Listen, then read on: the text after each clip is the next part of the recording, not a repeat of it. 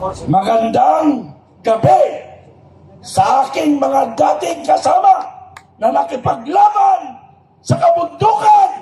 Narito lang pala ang kalaban ng ating kababayang Pilipino na sa loob ng Kongreso inubos ang kaban ng bayan. Kayo ba? Naisip nyo ba ng ating mga apo ay sila ang makaranas ng paghihirap? Ang tanong nila, kayo ba mga sundalo at pulis? Noon kayo sundalo at pulis, ngayon kailangan ipagtanggol ang ating bansa na tayo ay pinapahirapan ng mga politiko na yan. Kanina ang nagsalita ay isang kabataan, ngayon ang nagsasalita bilang isang representante ng mga senyor at ng kasundaluhan at kapulisan. Narito kami. Gusto namin ipahayag kay General Browner, may senior officer. Nananawagan kami, sir. Gusto lang namin marinig nyo ang daing ng Pilipino na kasama ninyo sa kabakbakan ang mga retiradong sundalo at pulis. Hindi kami narito para lang ibuwis ang buhay namin. Nung tayo ay mga tinginte, isinubo natin ang buhay natin sa kabundukan, sa mga rebelde na kaaway ng taong bayan. Ipinuwis natin ang buhay natin para sa ating inang bayan. Pero bakit ngayon, mga putang ina nyo, mga politisan, inubos yung kaban ng bayan? Ganun na lang ba tayo? Hindi na tayo imig? Pabayaan na lang ba natin yung bang gusto ninyo? Napabayaan na lang natin? Manahimik tayo? Hindi pwede. Kay Colonel Mitran yan. Alam niyo yan. 40 years ako nag-servisyo sa ating bayan. Magmula sa Boy Scout hanggang si SDN. Naging sarito. O busina. Ang laban sa korupsyon, busina. Laban korupsyon. Busina. Sa mga gusto laban sa korupsyon. Okay. Okay, salamat. Busina, laban sa korupsyon. Okay, busina, laban sa korupsyon. Busina, laban sa korupsyon. Busina, laban sa korupsyon. Okay. Gusto kong magkwento sa inyo. Kayo mga bata pa sa serbisyo, kukwentuhan ko kayo. Kukwentuhan ko kayo. Ako, dumaan ako ng training 13 anyos sa OP Maguindanao. 13 anyos, Okay, salamat sa inyong busina. Ano eh, pro-corruption o anti-corruption? Okay, tuloy ko mga kaibigan. Kwentuhan ko lang kayo para magising ang iyong damdamin at mag-alap ang iyong galit sa mga politisan na inuubos ang kabanayat ng bayan. Tandaan nyo, may increase na ba tayo? Ay kayo pala?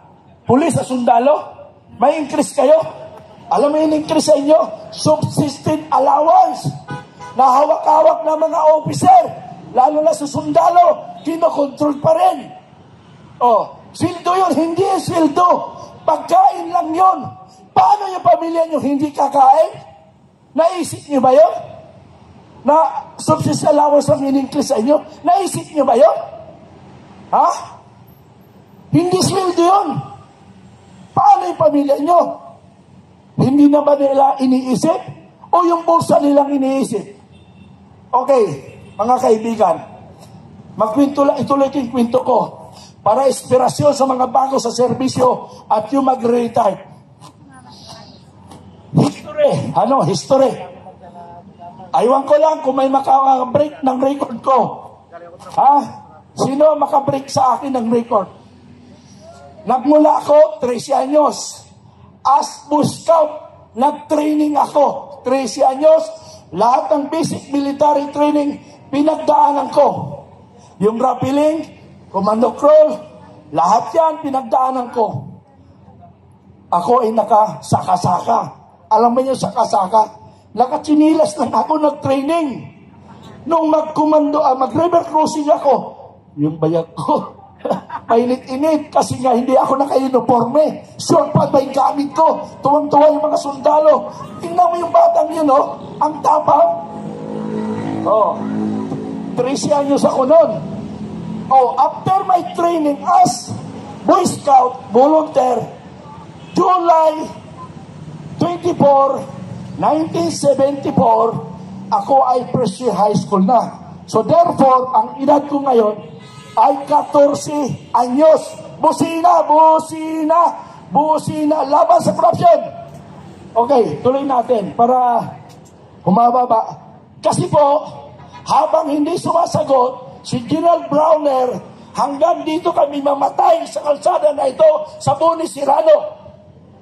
Gusto namin ipadama sa inyo na narito na ang United People's Initiative base sa batas Republic Act 6735 na karapatan ng Pilipino na pag ang gobyerno natin palpak magnanakaw, dapat ang taong bayan kumilos. Kaya wala kayong karapatan, paalisin kami. Kami ay sumusunod lang sa batas. Batas ang aming pinaghahawakan, hindi ano paman. Yung ang MPA, makabayan, pinapayagan nyo, tapos tinatrato kahit kalaban. Pero kami, ayaw namin masaktan ang bawat isa, lalo na mga kabulisan na nagbabantay, nagtsatsaga sa amin. Huwag natin ituring kalaban sila. Sila ay ating tagapagtanggol. Okay, tuloy ko mga kaibigan. 14 anyos, July 24, kami ay napabakbak. Kasama ko ang Special Forces. No? Kasama ka po ang Special Forces. Team 3 Opers 1974 sa Upi, Maguindanao. Kasi taga-roon po ako. So, bakit nga pala ako napunta sa Special Forces? Kasi po, yung mga bata nung first time lang yata nakakita ng sundalo sa amin. So kami, para kami mga tanga, hanggang gano'n, no? Tapos, mayroon ko nakadibati na bata. Nagsuntukan kami sa harap ng sundalo. Sabi naman ng mga gagong sundalo, sige, fight. Nagsuntukan kami. Eh, medyo malaganda din katawan natin noon. Napabagsak ko yung kalaban ko. 14 anyos kami parehas. So, doon ako nakilala. Tapos, pinto ito ha, para alam ng mga nahulog, umakit ako ng kayumito. Ano? Sa amin doon, hindi kayumito tawag, Istal Apple. Ano? Istal Apple, hello, mga kasama. Mga kasama ko yan sa sundalo. Okay. Nahulog ako sa Star Apple o kayumito. Hindi ko lang alam ang taas. Siguro mas mabababa naman yan. Sa kapipilit ko pagkuha ng bunga, hindi ko alam, mahina pala yung Star Apple.